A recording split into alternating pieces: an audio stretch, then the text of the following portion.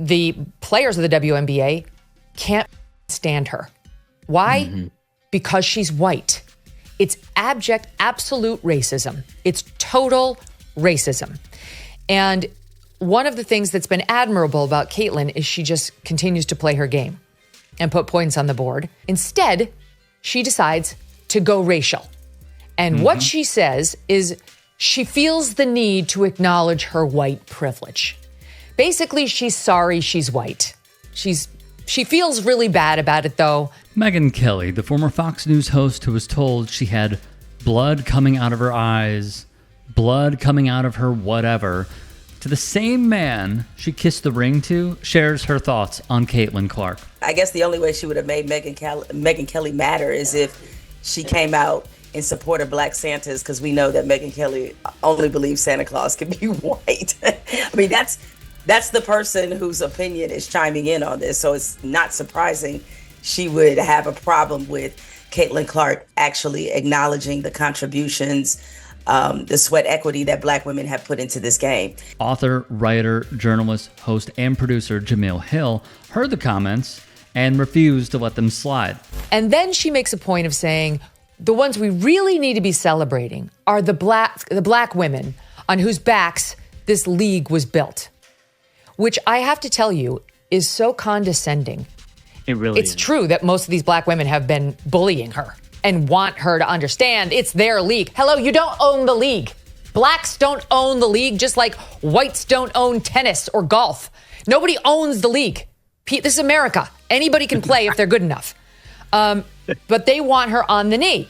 You'll bend the knee and you'll apologize for being white, and you will suck up to the Black women who built this league before you, or you will be beaten, you will be assaulted, and you will be bullied with no friends. A genuine question. Is Megyn Kelly okay? Does she have mental clarity? There's so much here. First, more from Hill. You can tell a lot. Well, let me just big picture this real quick, though, Dan, is that as Caitlin Clark's popularity was rising, and particularly after it exploded when her and Angel Reese met in that national championship game, she did the infamous Angel Reese to John Cena motion, and we saw a certain section of people galvanizing around Caitlin Clark. We saw it then, and it only continued to grow. And there was a nice amount of disingenuous people who were not basketball fans, certainly not they were not women's basketball fans, to be clear. They were not fans of women's basketball. But Caitlin Clark became their avatar. She became their vessel to express a lot of the hateful and racist opinions that they had about Black women, about queer women, and about the WNBA overall, to some degree about all women. So she became their sort of bat signal for that. Exactly. Bingo. On the money. And thus, we have Megyn Kelly hyper-focusing on Caitlin Clark and how she is ashamed to be white, per Kelly, because she made comments that promote inclusivity and openness to understanding the league as a whole, which Kelly does not. So she does it. She finally did it. She bent the knee, self-flagellated over white privilege, and look at the Black women in this league. And I have to tell you, if I were a Black woman in that league, I think I'd say, screw you. Because don't treat me like I am the ugly stepsister and you are Cinderella, and no prince is going to look at me unless Cinderella says, oh, give her a little time. Oh, put her in the spotlight for a moment. I would be offended, genuinely offended by her. Like, look over there. Look at them. They're not white. They did a lot too. Well, thank God we only have to imagine Megyn Kelly being Black in her fantasy land, as she does not have the lived experience of being marginalized, oppressed, and systematically taken advantage of in this country. Thanks for weighing in, though. She's been asked questions sort of along these same lines before, and while she didn't specifically mention white privilege, she has certainly always had a level of respect and reverence for the pioneers that came before her. I mean, one of the viral moments involving Caitlin Clark was when she finally met Maya Moore. Maya Moore is her favorite player ever. And that, by the way, shows the growth of the WNBA. You know, a lot of the players that when the WNBA first started, they had no professional model to look at in America to say, oh, I grew up watching this, professional women's player, because that possibility didn't exist. Caitlin Clark represents the generation that actually grew up watching the WNBA, familiarizing herself with this league, understanding the legacy and the history of this league. And all she was doing is giving a nod to that. Exactly. Why is this so hard for Megyn Kelly to understand? Well, you probably know why at this point. And here's the other thing. It's totally insincere. And here's how you know it's totally insincere. Because if Caitlin Clark really felt uncomfortable in the spotlight as the newbie who's white, because white people didn't build the league, she wouldn't have said yes to being Time Magazine's Athlete of the Year. So either walk the walk or don't.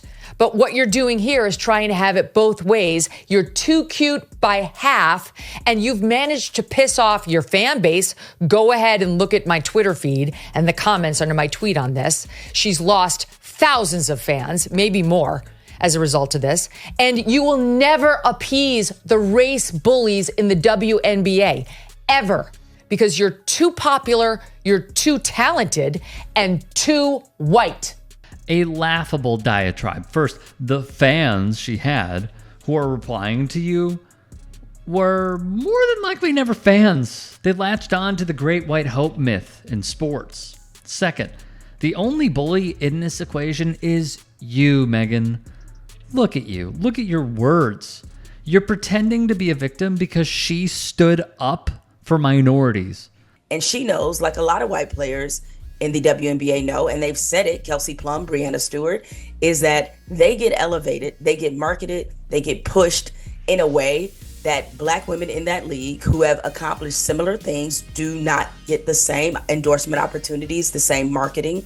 The marketing riddle of the WNBA prior to this moment has been, how do you market a league that is 70% Black, where a third of the players identify as queer? How do you do that? And that it has been a lot of marketing mistakes the WNBA has made in trying to sort of minimize that part of their identity. Or, a lot of people have certainly for years speculated that they push certain players because they're trying to kind of galvanize and interest white America with players they believe that they will get behind. So this has been a long-standing conversation in the WNBA. And Caitlin Clark, in her sense of leadership, she just stated the obvious. And now she has some very predictable people angry at her because they never were fans of hers. They just like the idea of weaponizing her success against other Black women who they can't stand. Wow. Preach on here. Hey, I appreciate you watching. Now, if you can, please do become a channel member by going to youtube.com/TYTsports and clicking the join button. If that's too much for you, you can just go to tyt.com/join to become a member. It helps all of us out here at the Young Turks and keeps our network afloat. In addition, you could follow me on my socials on Twitter, Instagram, and TikTok. Appreciate the love. Have a great day. Calling out elite people in comedy should be the rule of thumb. I think Donald Trump's hair is actually another creature. Yeah. The hair's like going, good night, Donald. Good night, Donald. There we go. Maybe it goes out. It goes out and makes money while he's asleep. There is something about punching down that feels taboo, and punching up is the way to go. Crack's not really my thing, but if it was, it would be fine if I was on that side. Wow. Don Jr.'s on coke. We won with poorly educated. I love the poorly educated. I'm a very stable genius.